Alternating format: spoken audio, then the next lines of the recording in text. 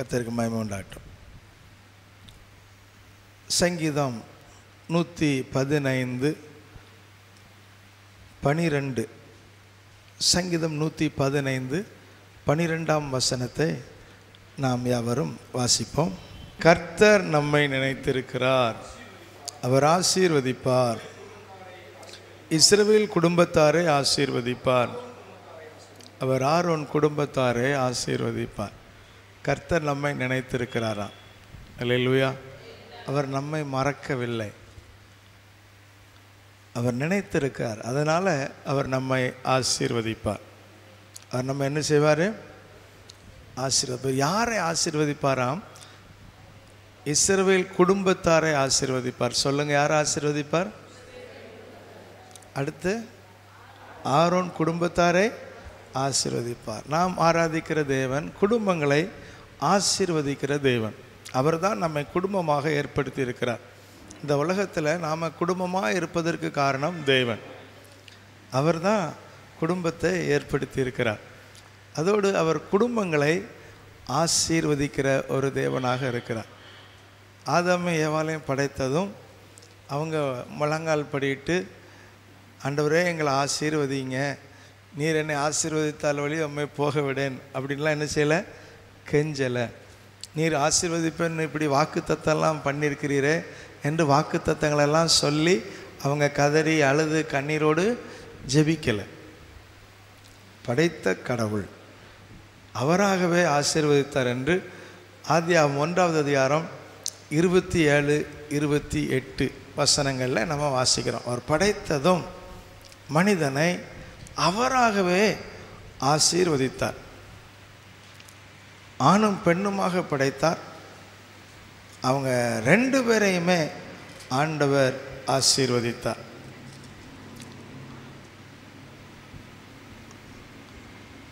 பின்பு தேவன் அவர்களை நோக்கி, நீங்கள் பலுகி பெருகி பூமியை நிரப்பி அதை கீழ்ப்படுத்தி சமுத்திரத்தின் மச்சங்களையும் ஆகாயத்து பறவைகளையும் பூமியின் மேல் நடமாடுகிற சகல ஜீவ ஜந்துக்களையும் ஆண்டு கொள்ளுங்கள் என்று சொல்லி அவர்களை ஆசீர்வதித்தார். ஆண்டு கொள்ளுங்கள், ஆளுகை செய்யுங்கள்.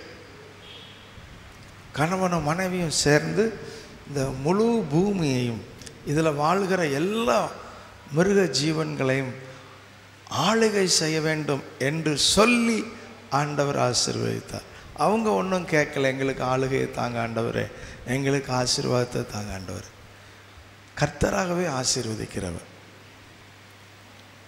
தேவன். நம்முடைய குடும்பங்களை ஆசீர்வதிக்கிறவர். இயேசு கிறிஸ்துவை ஏற்றுக்கொண்டோம். அவர் நம்முடைய பாவத்துக்காக சிலுவையிலே மரித்து அடக்கம் பண்ணப்பட்டு 3ஆம் நாள் உயிர்த்தால் இருந்தார் என்று நம்புகிறோம். பாவத்திலிருந்து மனம் திரும்பி ஞானஸ்நானம் எடுத்துக்கொண்டோம். ஜெபித்து பரிசுத்த ஆவியையும் பெற்றுக்கொண்டோம். அடுத்து என்ன? கர்த்தருடைய ஆசீர்வாதங்களை நாம் அனுபவிக்க வேண்டும். அல்லேலூயா. கர்த்தர் நம்மை ஆசீர்வதிக்கிறது. அவரிடத்தில் வர்ற யாரையுமே அவர் ஆசீர்வதிக்கிறவராக இருக்கிறார். அந்த ஆசீர்வாதத்தை நாம் காத்து கொள்ள வேண்டும். அல்லேலூயா. ஆதாம் ஏவாளை கர்த்தர் ஆசீர்வதித்தார். ஆனால் அவர்கள் அந்த ஆசீர்வாதங்களை என்ன செய்யலை, காத்து கொள்ளவில்லை. இன்றைக்கும் அநேக குடும்பங்களில் கர்த்தர் அவங்களை ஆசீர்வதிக்கிறார். ஆனால் அவங்க அந்த ஆசீர்வாதத்தை என்ன செய்கிறதில்லை, காத்து கொள்வதில்லை. தேவன் தருகின்ற ஆசீர்வாதங்களை இழந்துடுறாங்க. ஆதாம் ஏவாள் கர்த்தரால் ஆசீர்வதிக்கப்பட்டார்கள் 1வது அதிகாரத்தில். ஆனால் 3வது அதிகாரத்திலே நம்ம பார்க்குறோம் ஆசீர்வாதங்கள்லாம் இழந்துட்டாங்க. அவங்க கர்த்தரால் சபிக்கப்பட்டவர்களாக ஏதேன் தோட்டத்தை விட்டு துரத்தப்படுகிற ஒரு பரிதாபமான நிலைமை ஆதியாகமம் 3ஆம் அதிகாரத்தில் பதிவு செய்யப்பட்டிருக்கிறது. எந்த கர்த்தர் ஆசீர்வதித்தாரோ அதே கர்த்தர் சபித்தாராம். எந்த கர்த்தர் ஏதேன் தோட்டத்தில் வச்சாரோ அதே கர்த்தர் அந்த தோட்டத்தை விட்டு அவங்களை என்ன செஞ்சாராம், துரத்தினாராம். பைபிள் அப்படி தான் துரத்தினார். உங்களுக்கு இங்கே இருக்கிறதுக்கு தகுதி கிடையாது. Unqualified people you are. நீங்கள் இந்த மகிழ்ச்சி என்னும் தோட்டத்திலே வாழுகிற தகுதியை இழந்து விட்டீர்கள் என்று சொல்லி கர்த்தர் அவங்கள துரத்தி விட்டார். இந்த முழு பூமிக்கும் ராஜா ராணியாக ஒரே குடும்பம். அல்லேலூயா. இந்த முழு பூமிக்கும் ஒரே குடும்பம் ராஜா ராணியாக இருக்கிறாங்க. எவ்வளோ சந்தோஷமாக இருந்திருக்கலாம், எவ்வளோ ஆசீர்வாதமாக இருந்திருக்கலாம். ஆனால் அவங்க அதை தக்க வைத்து கொள்ள முடியவில்லை, அதை தக்க வைத்து கொள்ள தெரியவில்லை. அநேக கிறிஸ்தவ குடும்பங்களின் நிலைமை இதுதான். அவங்க வாழ்க்கையில் கர்த்தருடைய ஆசீர்வாதங்களை இழந்துடுறாங்க. ஆசீர்வதிக்கிற தேவன் அவங்கள ஆசீர்வதிக்க தொடங்கும் போதே நிறையா பேர் எல்லாத்தையும் கோட்டை விட்டுடுறாங்க. அதுக்குள்ளே சில பேருக்கெல்லாம் மீசை முளைச்சி வால் முளைச்சி எங்களுக்கு எல்லாம் தெரியும், நீங்கள் யார் பர்ஸ், நீங்கள் இன்றைக்கி வந்த ஆள் அப்படின்னு எங்களுக்கு எல்லாம் தெரியும் அப்படின்னு சொல்லி கடைசியில் பரிதாபமாக கண்ணீரோடு வாழ்கிறத பலர் வாழ்க்கையில் பார்க்க முடிகிறது. நாங்களும் நிறையா பாடுபட்டு தான் இன்றைக்கி இந்த இடத்துக்கு வந்திருக்கிறோம். இல்லையா? சும்மா உடனே நாங்கள் நேற்று பெஞ்ச மலையில் முளைச்ச காலான்னு கிடையாது. தேவனுடைய ஆசீர்வாதங்களை அநேக கர்த்தருடைய பிள்ளைகள் இழந்துடுறாங்க. இழந்துடக்கூடாது நாம். ஆமென் சொல்லுமா? அல்லேலூயா. ஏன்னா நம்முடைய குடும்பம் ஆசீர்வாதமாக இருக்கணும் அப்படிங்கிறது தான் ஆண்டோடைய பெரிய விருப்பம். அவர் தம்முடைய பிள்ளைகளுடைய குடும்பங்களை தலைக்கச் செய்வார். மருத்துவச்சிலின் குடும்பங்களை கர்த்தர் என்ன பண்ணாரா? தலைக்க பண்ணார். ஆரோனுடைய குடும்பத்தை, இஸ்ரவேல் குடும்பத்தை கர்த்தர் என்ன பண்ணாரா? ஆசீர்வதித்தாராம். கர்த்தர் தமக்கு பயப்படுகிற சிறியோரையும் பெரியோரையும் ஆசீர்வதிப்பார். அவர் நம்ம நினச்சிக்கிட்டே இருப்பாராம், எப்படிடா ஆசீர்வதிக்கலாம். அப்படி நினைக்கிற ஒரு கர்த்தர் இருக்கும்போது கிறிஸ்தவர்கள் ஏன் அநேகர் பரிதாபமாக வாழணும்? அவர்கள் ஆசீர்வாதங்களை இழந்து விடுகிறார்கள். அப்படி இழந்து விடாமல் இருக்கிறதுக்கு என்ன செய்யணும் அப்படின்னு முக்கியமான சில காரியங்களை ஆதாம் ஏவாள் அந்த குடும்பத்திலிருந்து நம்ம பார்க்க இருக்கிறோம். முதலாவது ஆதியாகமம் 3:13 வாசிப்போமா? அப்பொழுது தேவனாய கர்த்தர் ஸ்திரீயை நோக்கி, நீ இப்படி செய்தது என்ன என்றார். ஸ்திரீயானவள், சர்ப்பம் என்னை வஞ்சித்தது, நான் புசித்தேன் என்றாள். வஞ்சிக்கப்படாமல் இருக்க வேண்டும். நம்ம ஆசீர்வாதத்தை இழந்து போகாமல் இருக்கணும்னா நம்ம ஏமாளியாக இருக்கக்கூடாது. எல்லாரும் சொல்லுங்கள் சொல்லுங்கள், எப்படி இருக்கக்கூடாது? ஏமாளியாக இருக்கக்கூடாது. சர்ப்பம் என்னை வஞ்சித்தது, நான் எப்படி பண்ணிட்டேன் ஆண்டவரே. ஆண்டவர் கேட்குறாரு, ஏம்மா நீ இதை செஞ்ச, ஏன் இந்த தப்பை பண்ண? சர்ப்பம் என்னை வஞ்சித்தது. சாத்தான் ஒரு வஞ்சிக்கிறவன். யார் மூலமாவது நம்மளை ஏமாற்றுவான். நம்ம ஆசீர்வாதமாக இருக்கிறது அவனுக்கு பிடிக்காது. அவனுக்கு ரொம்ப வயிற்று வலி வந்துடும். நீங்களும் நானும் ஆசீர்வாதம் இருந்தால் அவனுக்கு என்ன வரும்? வயிற்று வலி, வயிற்று எரிச்சல், அஜீரண கோளாறு எல்லாம் அவனுக்கு வந்துடும். அதனால் அவன் நிறையா தீமைகளை செய்து நம்முடைய ஆசீர்வாதங்களை நாம் இழந்து போகும்படிக்கு நம்மை வஞ்சிக்க முயற்சி செய்வான். யார் மூலமாவது. இங்கே இவர்களை வஞ்சிக்க ஒரு சர்ப்பத்தை, பாம்பை அவன் பயன்படுத்தினான். பிசாசு ஒரு மிருகத்தை பயன்படுத்துகிறான். யார் மூலமாவது நம்மை அவன் ஏமாற்றக்கூடும். சொந்தக்காரங்க மூலமாக நம்மளை ஏமாற்றக்கூடும். நண்பர்கள் மூலமாக நம்மை ஏமாற்றக்கூடும். உறவினர்கள் மூலமாக நம்மளை ஏமாற்றக்கூடும். என் ஊழியர்கள் மூலமாக கூட நம்மளை சாத்தான் ஏமாற்ற முடியும். நிறைய பேர் ஊழியக்காரங்களாலே ஆசீர்வாதங்களை இழந்திருக்கிறாங்க. ஏமாந்து போய் அவங்களுடைய தவறான போதனைகளை இவங்க சரின்னு நம்பி எங்கள் வாழ்க்கையில் ஆசீர்வாதங்களை இழந்து போயிடுறாங்க. யார் மூலமும் நாம் ஏமாறக்கூடாது. ஆமென் சொல்லுங்கள். இவங்க ஏமாந்ததுக்கு காரணம் என்ன? அழகாக சொல்கிறார், சர்ப்பம் என்னை வஞ்சித்தது. பிசாசு என்ன ஏமாத்திடுச்சு ஆண்டவரை. உடனே ஐயா அப்படியா அப்படின்னு அவளை ஆண்டவர் ஒன்றும் செய்யாமல் இருக்கலை. அவளுக்கு தண்டனை கொடுத்தார், சாபத்தை கொடுத்தார். நாம் ஏமாந்தா அது பாவம். நாம் ஏமாந்தா நம்முடைய வாழ்க்கை ஆசீர்வாதமாக இருக்காது. நம்ம எங்கே யாராலேயோ ஏமாற்றப்படுகிறோமோ என்று நாம் கொஞ்சம் நம்மளை ஆராய்ந்து பார்க்கணும். குறிப்பாக 2 விதங்களில் பிசாசு மனிதர்கள் மூலமாக அதிகமாக ஏமாத்துறது. பல விதங்கள் இருக்குது. பொதுவாக 2 முக்கியமான முறைமைகள். ஒன்று, ஆதியாகமம் 3:5 வாசிப்போம். நீங்கள் இதை புசிக்கும் நாளிலே உங்கள் கண்கள் திறக்கப்படும் என்றும் நீங்கள் நன்மை தீமை அறிந்து தேவர்களைப் போல் இருப்பீர்கள் என்றும் தேவன் அறிவார் என்றது. கண்கள் திறக்கப்படும், தேவர்களைப் போல் இருப்பீர்கள். இப்போ என்ன கண்ணும் குருடாவாக இருக்குது? திறந்தான் இருக்குது.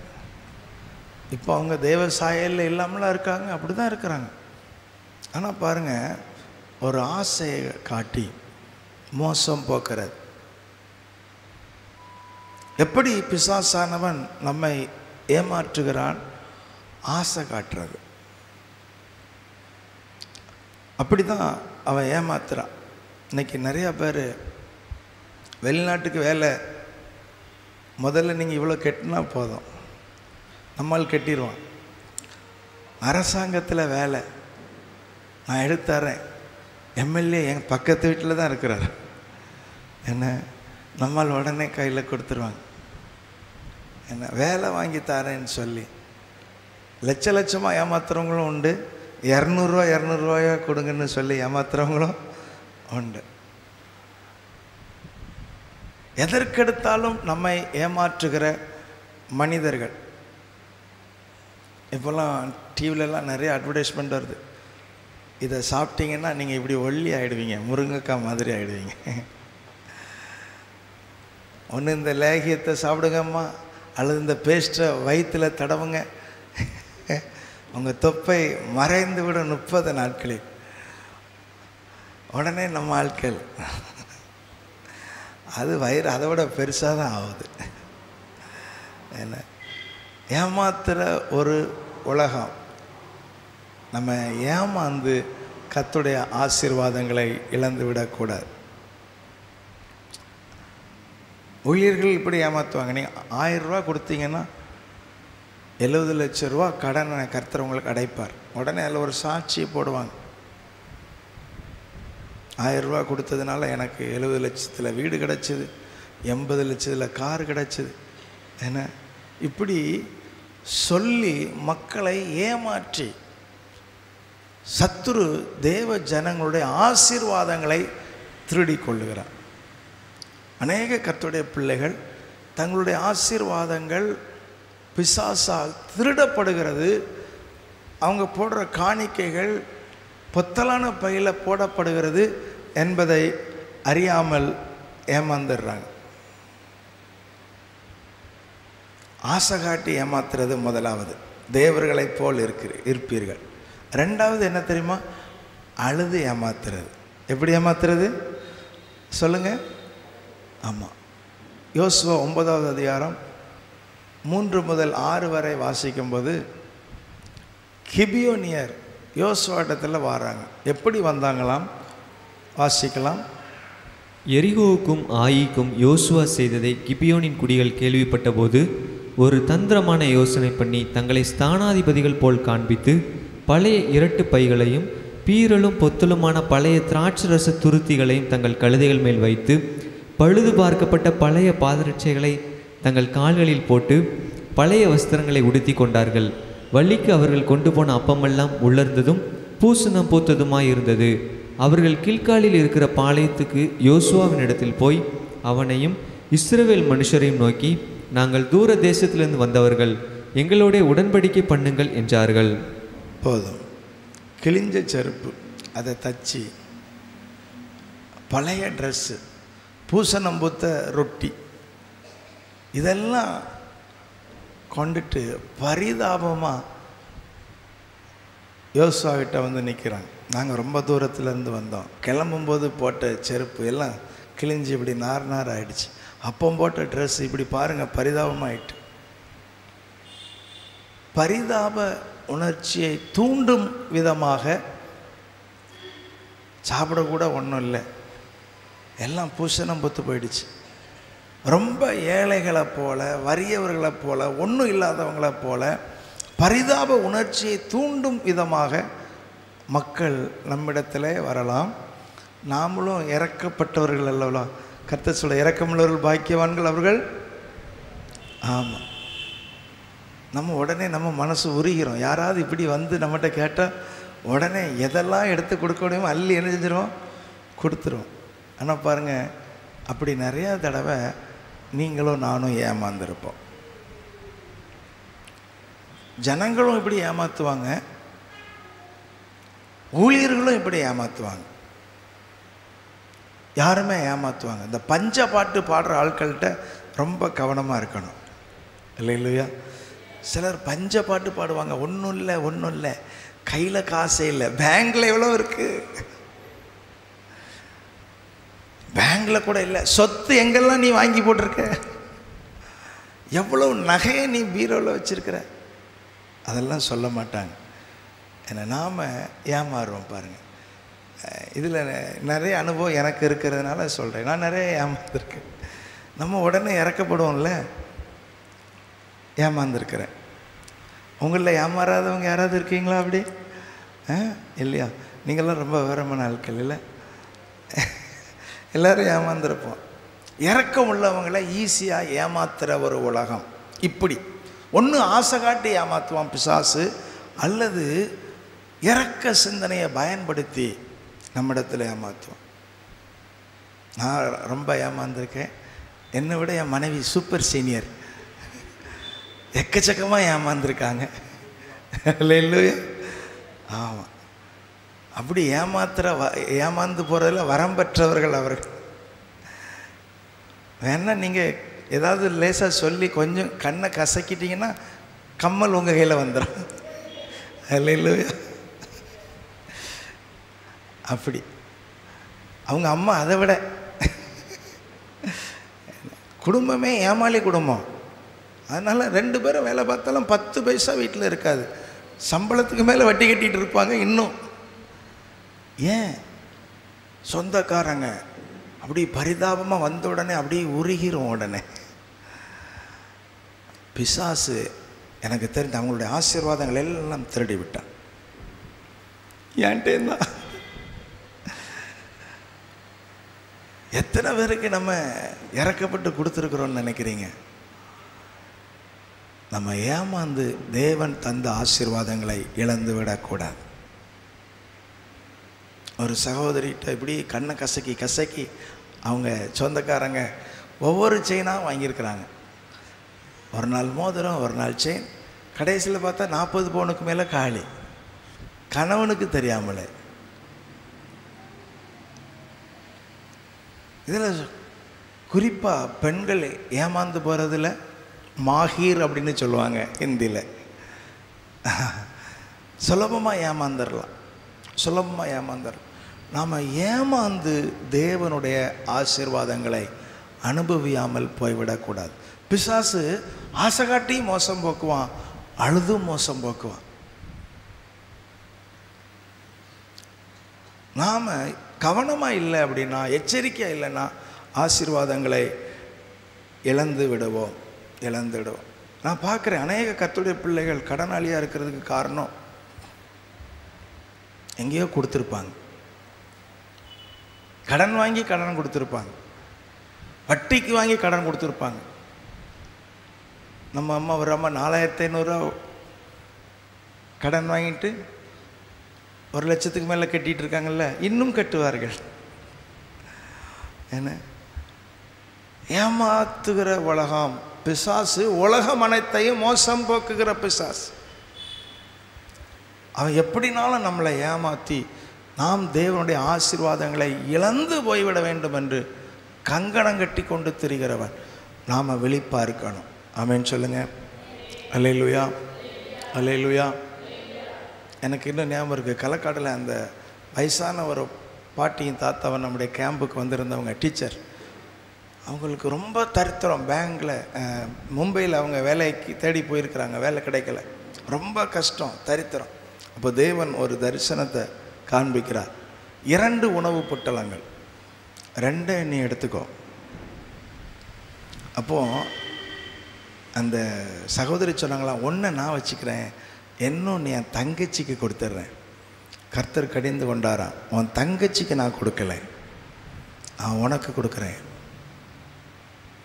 நான் உனக்கு கொடுக்குறேன், அதை நீ தான் வைத்துக்கொள்ள வேண்டும். சரி ஆண்டவரே. கணவன் மனைவி 2 பேருக்கும் அரசாங்க வேலையை உடனே ஆண்டவர் கொடுத்து அவங்க வாழ்க்கையை தரித்திரத்திலிருந்து உயர்த்தினாராம். அல்லேலூயா. தேவன் தம்முடைய ஜனங்களை இவங்க நம்ம என்ன செஞ்சிடும், உடனே யாருக்காவது ரெக்கமெண்டேஷன். ஏமாளித்தனங்கள். கர்த்தருடைய பிள்ளைகள் ஏமாந்து போகக்கூடாது. நாம் ஏமாந்தா அதுக்கப்புறம் நாம் மற்றவங்கள ஏமாத்துறவங்களாக மாறிடுவோம். ஏவாள் ஏமாந்தா, ஆதாமை ஏமாத்தினான். ஒரு மனைவி ஏமாந்தா புருஷனை ஏமாற்றுவான், புருஷன் ஏமாந்தா மனைவிட்ட ஏமாற்றுவான். பொய் சொல்லி சொல்லி காசு வாங்குவான், மனைவிட்ட போய் சொல்லுவான். தேவன் தருகிற ஆசீர்வாதங்களை நாம் இழந்து போகாதபடிக்கு யாரும் நம்மளை ஏமாத்துறதுக்கு இடம் கொடுக்கக்கூடாது. ஆமேன்னு சொல்லுங்கள். ஏமாளியாக இருக்கக்கூடாது. சொல்லுங்கள், எப்படி இருக்கக்கூடாது? பக்கத்தில் பார்த்து சொல்லுங்கள், ஏமாளியாக இருக்காதீங்க. ஆபிரகாமனை ஆட்டோவில் ஏறி போங்க, ஐயா கையில் காசு இல்லைன்னுங்க, உடனே அவர் 100 ரூபா கொடுத்து உங்களை அனுப்பி வச்சிருவார். இப்போவும் நீங்கள் சோதிச்சு பாருங்கள், போகும்போது இன்றைக்கு அவர் ஏமாள ரெடியாக இருக்கு. அவ்வளோ இறக்க உணர்ச்சி இல்லை நம்மகிட்ட. அப்படி நிறையா வள்ளல்கள் இருக்கீங்க.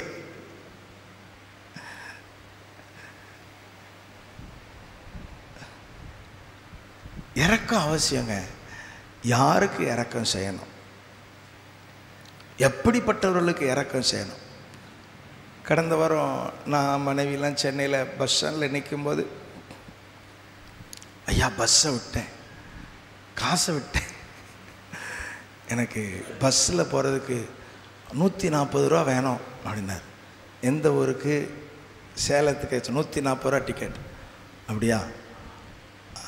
உடனே அவரே பாருங்கள், உங்களால் 140 ரூபாயை மொத்தமாக கொடுக்க முடியாமல் இருக்கலாம், நீங்கள் கொஞ்சமாவது கொடுங்க, நான் 4 பேர்கிட்ட வாங்கி நான் எங்கள் ஊருக்கு போயிடுவேன்.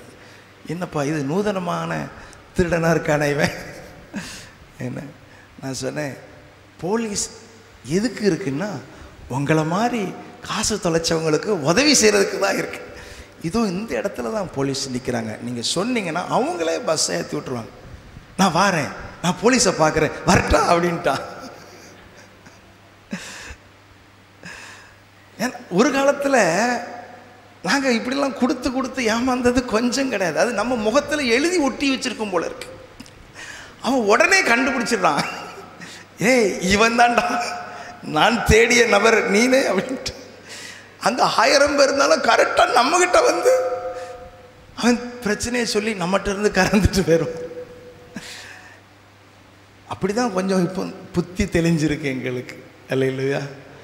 ஆமாம். எவ்வளோ காசை நாங்கள் ஏமாந்துருக்கோம், எத்தனை விஷயங்களில் ஏமாந்துருக்கோம் தெரியுமா? எவ்வளோ காரியங்களை இழந்திருக்கோம். பணம் என்ன, சொத்து என்ன, கர்த்தருடைய ஆசீர்வாதங்களை ஏமாந்து இழந்துடாதீங்க. பிசாசு ஒரு ஏமாற்றுக்காரன். 2வது ஆதியாகமம் 3வது அதிகாரம் 9-10 வசனங்களை வாசிப்போம். அப்பொழுது தேவனாய கர்த்தர் ஆதாமை கூப்பிட்டு, நீ எங்கே இருக்கிறாய் என்றார். அதற்கு அவன், நான் தேவரருடைய சத்தத்தை தோட்டத்திலே கேட்டு நான் நிர்வாணியாய் இருப்பதனால் பயந்து ஒளிந்து கொண்டேன் என்றான். நிர்வாணியாக இருப்பதனால் பயந்து ஒளித்து கொண்டேன் என்றான். தேவனை விட்டு தூரம் போகாதபடிக்கு எச்சரிக்கையாக இருங்க. உங்கள் ஆசீர்வாதத்தை நீங்கள் இழக்காமல் இருக்கணும்னா தேவன் எப்படிப்பட்டவர் என்கிற அறிவோடு கூட அவரை விட்டு தூரம் போகாதபடிக்கு எச்சரிக்கையாக இருக்கணும். கர்த்தரை விட்டு தூரத்தில் போகக்கூடாது. ஓடி போய் ஒளிந்து கொண்டான். ஆண்டவருடைய சத்தத்தை கேட்கிற இடத்துல இருந்தவன் அவர் வந்ததும் அவரை விட்டு ஓடி போயிட்டான். சத்தத்தை கேட்டான், எஸ்கேப், தூரத்தில் போய் ஒளிஞ்சுக்கிட்டான். கர்த்தர் கூப்பிடுறார், ஆதாமே எங்கே இருக்கிற? நான் ஒளிஞ்சிருக்கிறேன். எப்படி இந்த சின்ன பிள்ளைகள் விளையாடும்போது பார்த்தீங்கன்னா, நான் எங்கே இருக்கேன், ஐஸ்பால் ரெடி விளையாடுவாங்க பார்த்தீங்களா, எங்கே இருக்க, நான் எங்கே இல்லை அப்படிம்பா. அந்த மாதிரி எங்கே இருக்கேன்னா நான் ஒளிஞ்சிருக்கேன். எவ்வளோ குழந்தைத்தனம். கர்த்தரை விட்டு தூரம் போகிற வாழ்க்கை ஆண்டோடைய பிள்ளைகளுக்கு வேண்டாம். ஒருவேளை தவறு செஞ்சிட்டா, பாவத்தில் விழுந்துட்டா, ஆண்டவர்கிட்ட அழுது மன்னிப்பு கேட்டு பாவத்தை விட்டு திருந்தி கர்த்தரோடு ஒப்புரவாயிடுங்க, வாழ்வீங்க. அல்லேலூயா. மறைக்க நினைப்பது, ஓடி ஒளிய நினைப்பது, அது ஆசீர்வாதத்தை தராது. யார் கண்ணில் நீங்கள் மண்ணை தூவிடலாம், கர்த்தர் கண்ணில் மண்ணை தூவ முடியாது. அவர்கிட்ட நாம் மறைக்க முடியாது, அவர்கிட்ட நாம் ஒழிக்க முடியாது. இவன் ஏன் இங்கே இருக்கிறேன் அப்படின்னு சொன்னான்னா அவன் பக்கத்தில் வந்து தான் கேட்குறாரு. அவனுக்கு தெரிஞ்சு போச்சு, இனி நம்ம ஒழிக்க முடியாது. அதான் நான் ஒளிஞ்சு இருக்கேன். நேரில் வந்து நின்று கேட்குறாரு, அதான் எங்கே இருக்கிறார். ஆண்டவர்கிட்ட நம்ம ஒழிக்க முடியாது. நம்மளுடைய எல்லா காரியங்களையும் அவர் கண்டுபிடிச்சிடுவார். யோபு 31:33 நான் ஆதாமை போல் என் மீறுதல்களை மூடி என் அக்கிரமத்தை மடியிலே ஒளித்து வைத்தேனோ. அக்கிரமத்தை மூடி ஒளித்து வைத்தான், ஒளிந்து கொண்டான், கர்த்தரை விட்டு தூரம் அவன் போயிட்டான். அதுதான் ஆதாம் செஞ்ச மிகப்பெரிய தவறு. புரிந்து கொள்ளுங்க, நம்ம எல்லாம் பலவீனமானவர்கள், நம்ம எல்லாம் பெரிய பரிசுத்தவான்கள் அல்ல. நம்ம எல்லாம் அடிக்கடி சில தவறுகளை செய்கிற சாதாரண மனிதர்களாக இருக்கிறோம். பரிசுத்தாவை பெற்றுக்கொண்டவர்களாக இருக்கிறோம், பரிசுத்தமாய் வாழ வேண்டும் என்கிற வாஞ்சி உடையவர்களாக இருக்கிறோம்.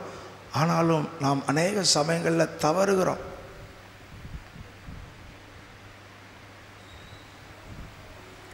உடனே அழுது சரிப்படுத்தி ஆண்டவரோடு ஒப்புரவாயிடணும். ஆமேன். அல்லேலூயா. கர்த்தர் தவறு செய்கிறதுக்கு நமக்கு லைசன்ஸ் வாங்கி தரல. ஆனால் அதற்காக தேவனை விட்டு தூரம் போனால் நம்ம வாழ்க்கை அவ்வளோதான். ஆதாம் தேவனோடு ஒரு ஐக்கியம் வைக்க கவனமாக இருக்கலை. ஆமாம் ஆண்டவரே, தப்பு பண்ணேன். ஒரு தடவை கூட ஆண்டவரிடத்தில் பாவத்தை ஒத்துக்கொள்ளவோ பாவ அறிக்கை செய்யவோ இல்லை. நான் ஒழிச்சுக்கிட்டேன், அவ செஞ்சா, தன் தவற என்ன செய்யலை, ஒத்துக்கொள்ளவே இல்லை. ஆதாம் காலத்தில் தான் ஏனோக்கு வாழ்ந்தான். ஆதியாகமம் 5:22 அவனை குறித்து என்ன எழுதியிருக்கு வாசிங்க. ஏனோக்கு மெத்துசெலாவை பெற்ற பின் 300 வருஷம் தேவனோடே சஞ்சரித்து கொண்டிருந்து குமாரரையும் குமாரத்திகளையும் பெற்றான். 300 வருஷம் தேவனோடு சஞ்சரித்து ஆதாமின் நாட்களில் வாழ்ந்த ஏனோக்கு தேவனோடு சஞ்சரித்தான். ஆதாம் தேவனோடு சஞ்சரித்தானா? ஏன் சஞ்சரிக்கலை? அவனுக்கும் கர்த்தருக்கும் ஏதாவது தொடர்பு இருந்ததுன்னு பைபிளில் எழுதியிருக்கா? இல்லை. கர்த்தரை விட்டு ஒரு தவறு செஞ்சால் உடனே நம்ம அதை சரிப்படுத்தி ஐக்கியத்தை புதுப்பித்து கொள்ளணும். ஆண்டவர் ஐக்கியத்துக்காக ஏங்கி தான் மனுஷனை படைக்கிறார். ஆதாமுக்கு அப்புறம் 600 வருஷத்துக்கு அப்புறம் தான் கர்த்தருக்கு ஏனோக்கு கிடைக்கிறான். இவன் இருந்தானே, ஏன் ஆண்டவர்கிட்ட நெருங்கி வரல?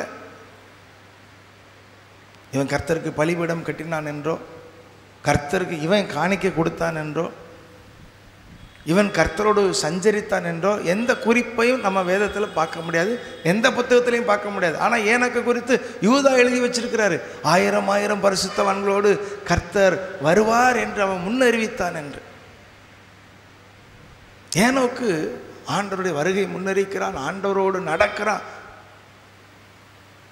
இவனுக்கு அறிவு எங்கே போச்சு? நல்ல கவனிங்க. நம்ம குடும்பம் நல்லா இருக்கணும்னா நமக்கும் கர்த்தருக்கு ஒரு ஐக்கியம் இருக்கணும். அல்லேலூயா. குடும்ப ஜெபம் ரொம்ப அவசியம். அதை விட அவசியம் தனி ஜெபம் அவசியம். சொல்லுங்கள், என்ன அவசியம்? ஒரு கணவனும் மனைவியும் தனிப்பட்ட முறையில் தேவனோடு நல்ல உறவில் இருக்கணும், தேவனோடு நல்ல தொடர்பில் இருக்கணும், தேவனோடு நல்ல ஐக்கியத்தில் இருக்கணும். அப்போ தான் தேவனுடைய ஆசீர்வாதங்களை நாம் இழந்து போகாமல் தக்க வைத்து கொள்ளும். ஆண்டவர்கிட்ட மறைச்சி, ஆண்டவர்கிட்ட ஒளிச்சு, ஆண்டவரை விட்டு நாம் தூரம் போகும்போது நம்முடைய வாழ்க்கையில் ஆசீர்வாதத்துக்கு பதிலாக சாபம் வந்துடும். கர்த்தரோட ஒப்புரவானா ஆண்டவர் மன்னித்து ஏற்றுக்கொள்ளுவார். ஆமென். நம்புறீங்களா? ஆதாம் அன்னைக்கு மன்னிப்பு கேட்டிருந்தா என்ன நடந்திருக்கும் சொல்லுங்க? ஆதாம் மன்னிப்பு கேட்டிருந்தா என்ன நடந்திருக்கும்?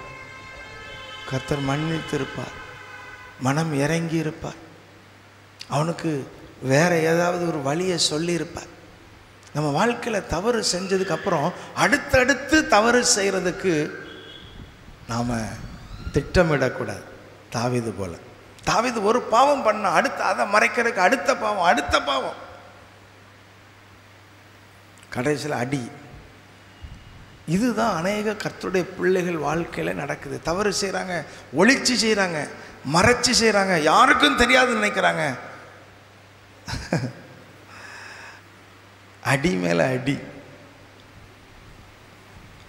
ஆண்டுடைய பிள்ளைகள் கர்த்தரோடு நல்ல ஐக்கியத்தில் வாழணும். அல்லேலூயா. கர்த்தரை விட்டு தூரம் போகவே கூடாது, ஆண்டவரை விட்டு தூரம் போகவே கூடாது.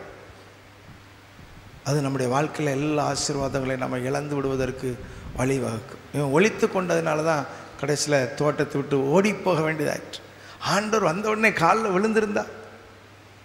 நம்முடைய வாழ்க்கையில் தவறுகளில் விழுறது பெரிய விஷயம். ஆனால் உடனே மனம் திரும்பி ஆண்டுடைய பாதத்தில் விழுந்தா அவர் நம்மை தூக்கிவிட வல்லமை உள்ளவராக இருக்கிறார், உண்மை உள்ளவராக இருக்கிறார், மனதுருக்கம் உள்ளவராக இருக்கிறார், அன்புள்ளவராக இருக்கிறார். ஆதாம் போல நாம் கர்த்தரை விட்டு தூரம் போகக்கூடாது. மூன்றாவது, குடும்ப வாழ்க்கையில் நம்ம ஆசீர்வாதமாக இருக்கணும், ஆசீர்வாதங்களை இழந்துடக்கூடாதுன்னா ஆதியாகமம் 3:20-21 வாசிப்போம். ஆதாம் தன் மனைவிக்கு ஏவாள் என்று பெயரிட்டான், ஏனெனில் அவள் ஜீவன் உள்ளோருக்கெல்லாம் தாயானவள். தேவனாய கர்த்தர் ஆதாமுக்கும் அவன் மனைவிக்கும் தோல் உடைகளை உண்டாக்கி அவர்களுக்கு உடுத்தினார். ஆதாம் ஏவாளை விட்டு போகலை, ஆதாம் ஏவாளை விட்டு போகலை. இதை கொஞ்சம் புரிந்து கொள்ளணும். குடும்ப வாழ்க்கையில் பிரச்சனைகள் வரலாம், மிஸ் அண்டர்ஸ்டாண்டிங் வரலாம், வாக்குவாதங்கள் வரலாம். ஆனால் ஒருத்தர் விட்டு ஒருத்தர் என்ன செய்யக்கூடாது? பிரிந்து போகக்கூடாது. மனதளவிலையும் நாம் பிரியக்கூடாது, சரீரத்தின் அளவிலையும் நாம் பிரியக்கூடாது. ஆதாமுக்கு எவ்வளோ வருத்தம் இருக்கும், வைத்தறிச்சல் இருக்குன்னு நீங்கள் கொஞ்சம் யோசித்து பார்க்கணும். அவன் அமைதியாக தான் இருந்தான். இந்த ஏவாள் தான் சாப்பிடுங்கன்னு சொல்லி நம்மளால் காலி பண்ணிட்டாங்க. இப்போது 2 பேருக்கும் சேர்த்து தான் தண்டனை கிடைக்கும். கர்த்தர் சபிக்கிறார், ஏவாளை சபிக்கிறார், சர்ப்பத்தை சபிக்கிறார், ஆதாமே சபிக்கிறார். இப்போது சாபத்தெல்லாம் வாங்கிட்டு நம்மால் என்ன பண்ணான்னு தெரியுமா? ஏவாளுக்கு பேர் வச்சான். ஏற்கனவே ஒரு பேர் வச்சுருந்தான், மனுஷனில் இருந்து எடுக்கப்பட்டபடியால் மனுஷி என்னப்படுவார். இப்போ இன்னொரு பேர் வைக்கிறான். என்ன பேர்? ஏவாள். ஏவாள்னா என்ன அர்த்தம்? ஜீவன் அர்த்தம். என்ன அர்த்தம்? ஜீவன் உள்ளவருக்கெல்லாம் தாய் அப்படின்னா ஜீவன், என் உயிரே அப்படின்னு சொல்கிறான். யார? இவனை வெளியேற்றினாலே. கவனிங்க, குடும்ப வாழ்க்கையில் நிறைய பிரச்சனைகள் வரலாம், போராட்டங்கள் வரலாம். ஆனால் கணவன் மனைவி ஒருத்தர் விட்டு கொடுத்தால் உள்ளதும் போயிடும். கணவன் மனைவி பிரியும் போது நான் பார்க்குறேன், குடும்பங்கள் அதோடு அழிஞ்சிடுது, அதோடு ஒன்றும் இல்லாமல் போயிடுது. நிறைய குடும்பங்களில் நம்ம பார்க்குற காரியம், கணவன் மனைவி பிரிகிறாங்க, அதுக்கப்புறம் முடிஞ்சு போயிடுது. பிசாசு அவங்கள பிடித்து கொள்ளுகிறது. பிசாசினால் பிடிக்கப்பட்டவர்களாக பரிதாபமாக தங்கள் வாழ்க்கையை முடிக்கிற அநேகரை நான் இந்த நாட்களில் பார்க்கறதுனால தான் இதை நான் இன்றைக்கி பேசுகிறேன். சின்ன பிரச்சனை உடனே டூ சொல்லிடுறாங்க. டூ சொல்ல முடியாது. தேவன் நினைத்ததை மனுஷன் பிரிக்காத இருக்கட்டும். ஆண்டவர் முதல்ல இதை சொல்லிட்டார், ஒரே மாம்சம், பிரிந்து போகலை. உன்னால் எனக்கு இப்படி ஆயிடுச்சு அப்படின்னு சொல்லி குற்றம் சாட்டி கொண்டே நீ எனக்கு வேண்டாம் அப்படின்னு போயிருந்தா என்ன ஆயிருக்கும்? கொஞ்சம் கற்பனை பண்ணி பாருங்கள். ஆதாம் ஏவாளும் பிரிஞ்சிட்டாங்க. அதுக்கப்புறம் என்ன ஆயிருக்கும்? இன்றைக்கி நாமெல்லாம் இருந்திருக்க மாட்டோம். உலகம் அன்னைக்கே முடிஞ்சு போச்சு.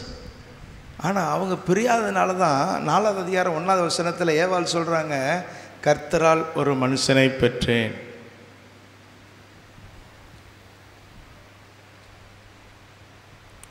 கர்த்தரால் ஒரு மனுஷனை பெற்றேன். இந்த பூமியில் மனித சந்ததி வருவதற்கு அவங்க 2 பேரும் பிரியாமல் இருந்தது தான் காரணமாக இருந்தது. குடும்ப வாழ்க்கையில் நிறைய பிரச்சனைகள் வரதான் செய்யும்.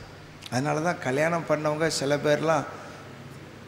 பேரில் நிறைய பேர் இப்போல்லாம் தாடியோடு தான் அலையிறாங்க. கேட்டால் ஃபேஷன்னு சொல்லிவிடுவாங்க, ஃப்ரெஞ்சு தாடிம்பாங்க. அதுக்கு பின்னாடி நிறைய பெஞ்சு கதெல்லாம் இருக்கும். என்ன ஆனாலும் பரவாயில்ல, பிரிவினை நம்முடைய வாழ்க்கையை அழிச்சிடும், நம்முடைய குடும்பத்தை அழிச்சிடும். ஒரு டாக்டர் இந்தியாவில் சொல்லப்படுற ஒரு கதை எழுதியிருந்தார். அவர் பேர் டாக்டர் பிரசாத் தான். அவர் வெள்ளூர் சிஎம்சி ஹாஸ்பிட்டலெல்லாம் மனநல ஆலோசகராக பணியாற்றியவர். பழைய புக். அதில் இது கதை தான், நிஜம் கிடையாது. நீங்கள் உடனே இதை நம்பிடக்கூடாது. இப்படி தான் நடந்திருக்குமான்னு இல்லை, எனக்கு தெரியாது. ஆண்டவர் மனிதனை படைச்சதுக்கப்புறம் அவன் தனியாக இருக்கிறது நல்லதில்லை அப்படின்னு சொல்லி அவனுக்காக ஒரு துணையை உண்டாக்கணும்னு சொல்லி அவன் எலும்பில் இருந்து உறுதியான ஒரு பொருள் எலும்புன்னு சொல்லி எலும்பில் இருந்து ஏவாளை படைக்கும்போது கண்ணுக்கு தெரியாத நிறைய காரியங்களை அதில் கலந்தாராம். அந்த கதையில் சொல்கிறார் அவர். நிலா போன்ற வட்ட முகம், பனி போன்ற குளிர்ச்சி, தீ போன்ற சூடு, என்ன இப்படி நிறைய காரியங்களெல்லாம் கலந்து ஒரு பெண்ணை படைச்சி அவன் கையில் கொடுத்தாரு. எப்போ நீ தனியாக இருக்கிறது நல்லதில்லை. இவங்க 2 பேரும் சந்தோஷமாக வாழ்ந்து 1 வாரம் கழித்து அந்த ஆதாம் மனுஷன், முதல் மனுஷன் ஆண்டவர்கிட்ட போய் நின்னானா. அந்த பெண்ணை கொண்டுட்டு போய், ஆண்டவரே, ஏதோ நீர் எனக்கு கொடுத்த பெண், அவள் எப்போ அழுவா, எப்போ சிரிப்பானே தெரிய மாட்டேன். என் வாழ்க்கை நல்லா இருந்தது, என்னைக்கு இவ வந்தாலோ நரகமாயிடுச்சு.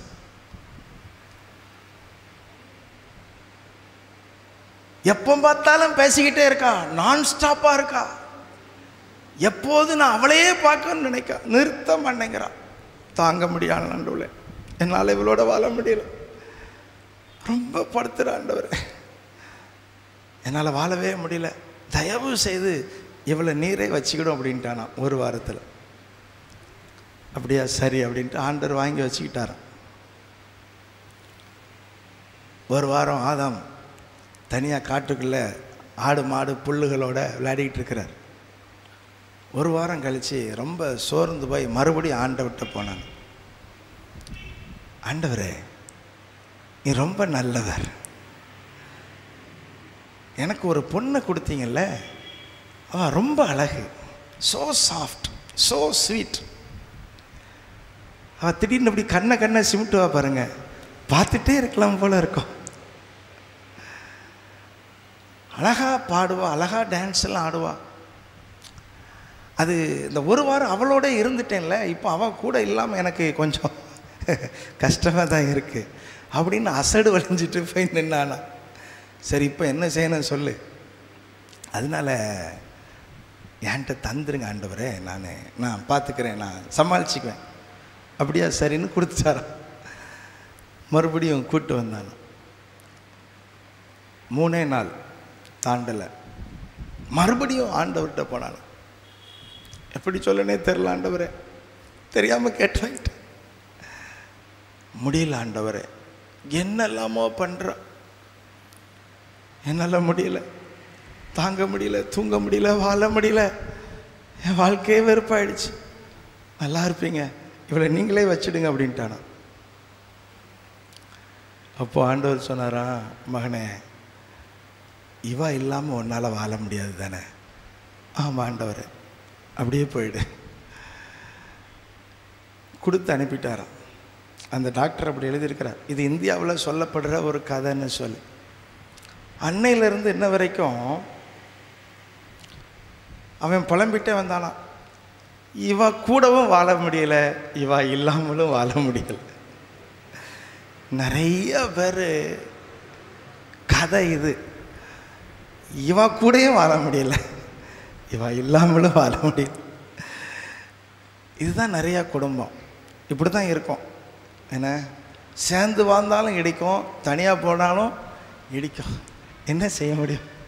ஒன்றுமே செய்ய முடியாது. கர்த்தர் கரெக்டாக நமக்கு ஏற்ற துணை என்ன செஞ்சுருக்கிறாரு?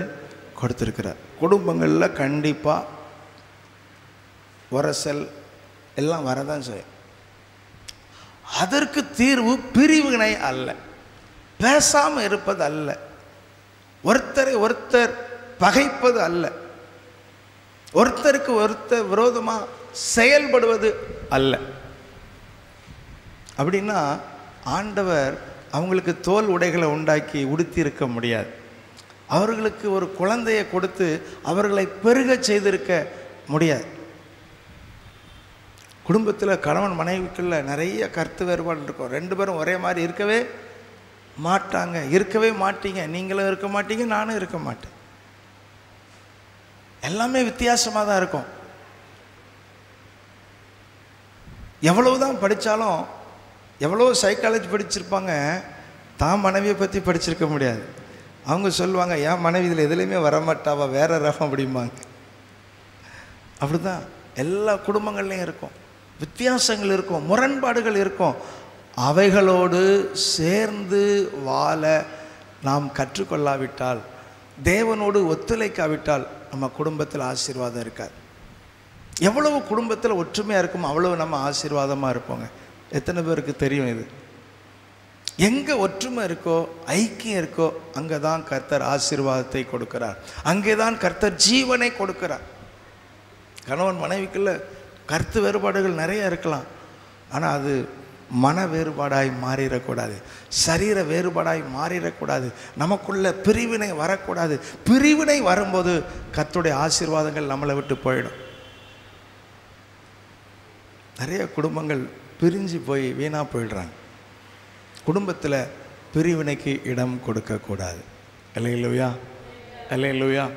எந்த சூழ்நிலையிலையும் வேண்டாம், இவர் வேண்டாம் எனக்கு, இவா வேண்டாம் எனக்கு, இந்த முடிவை நாம் என்ன செய்யக்கூடாது? எடுக்கவே கூடாது.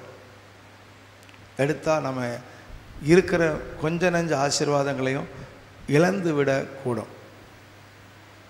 நான்காவதாக ஒரு முக்கிய காரியம், குடும்பத்தில் பிள்ளைகளுக்குள்ள காணப்பட வேண்டிய ஒரு முக்கியமான காரியம். ஆதியாகமம் 4:8 வாசிப்போம். காயின் தன் சகோதரனாகிய ஆபேலோடே பேசினான்.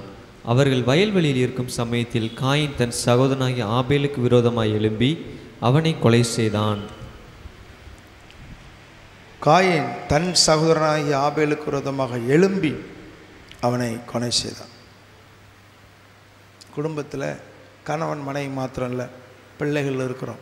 நாம் நிறைய பேர் பிள்ளைகளாகவும் இருக்கிறோம். நமக்கும் பிள்ளைகள் இருக்கிறாங்க. அண்ணன் தம்பி அக்கா தங்கச்சி ஒருத்தரை ஒருத்தர் பகைக்கக்கூடாது. என்ன செய்யக்கூடாது? காயின் ஆபேல் ரெண்டு பேரும் காணிக்கை கொண்டு வராங்க.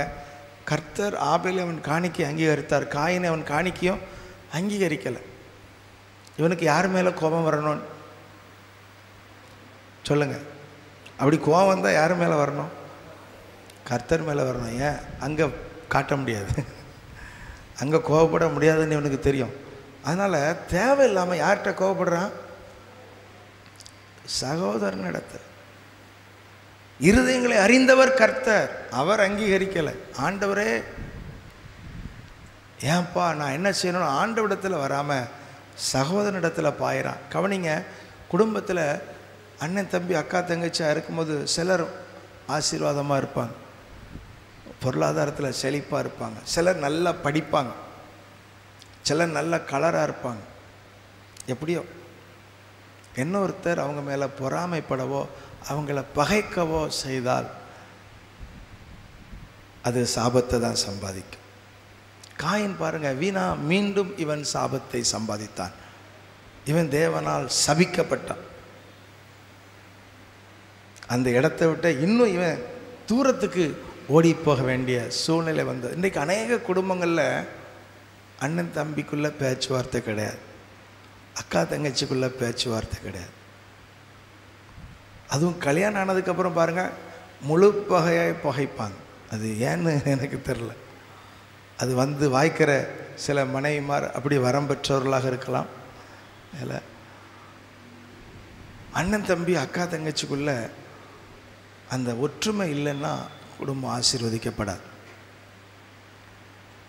ஒருத்தர் ஒருத்தர் பகைக்கிறது, ஒருத்தர் கடைசியில் கொலையே பண்ணிட்டான். பகைத்தான், எரிச்சலாக இருந்தான், கடைசியில் கொலை செய்துட்டான். வேதம் சொல்லுது நாம் நன்மை செய்யணுமா, சகோதரருக்கு என்ன செய்யணுமா? கவனிங்க, நாம் யாருக்கோ நன்மை செய்கிறதுக்கு முன்னாடி நம்ம கூட பிறந்தவங்களுக்கு, நம்ம குடும்பத்தில் உள்ளவங்களுக்கு நாம் நன்மை செய்யணும். அல்லேலூயா. ஏன்னா சிலர் இருக்கிறாங்க, யாருக்கெல்லாமோ நன்மை செய்வாங்க, சொந்த குடும்பத்தில் உள்ளவங்களுக்கு நன்மை செய்ய மாட்டாங்க. நிறைய பைபிள் தெரியும் அவங்களுக்கு, நிறைய ஜெபிப்பாங்க, யாருக்கெல்லாம் உதவி செய்வாங்க, சொந்த குடும்பத்தில் கூட பிறந்தவங்களுக்கு உதவி செய்ய மாட்டாங்க. ஆதியாகமம் 4:7 வாசிப்போம். நீ நன்மை செய்தால் மேன்மை இல்லையோ, நீ நன்மை செய்யாதிருந்தால் பாவம் ஆசற்படியில் படுத்திருக்கும், அவன் ஆசை உன்னை பற்றி இருக்கும், நீ அவனை ஆண்டு கொள்ளுவாய் என்றார். நீ நன்மை செய்தால் மேன்மை இல்லையோ, நீ நன்மை செய்யாதிருந்தால் பாவம் வாசப்படியில் படுத்திருக்கும். இங்கே நன்மை செய்கிறதுக்கு அவனுக்கு எத்தனை பேர் இருந்தாங்க? அப்பா, அம்மா, தம்பி. அங்கே வேற அநேக மக்கள் கிடையாது, அவன் குடும்பம் தான் இருக்குது. அவன் குடும்பத்துக்கு நன்மை செய்தால் மேன்மைன்னு ஆண்டவர் சொல்கிறார்.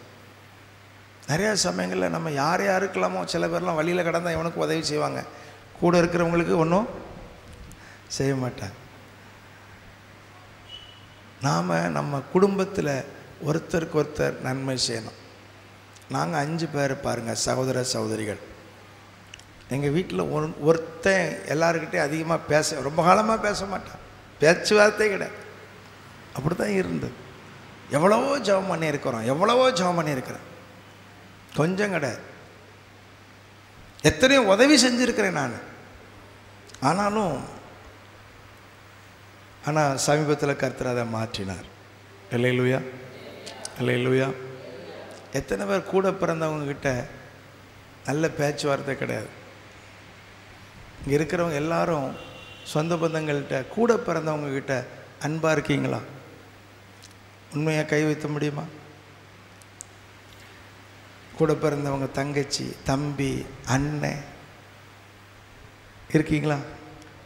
நிறைய பேர் பகைப்பீங்க, உங்களுக்குள்ள நல்ல பேச்சுவார்த்தை இருக்காது, நல்ல அன்பு இருக்காது. இது ஒரு தவறு, இது உங்கள் ஆசீர்வாதங்களை நீங்கள் இழக்கிறதுக்கு வழி வச்சிடும்.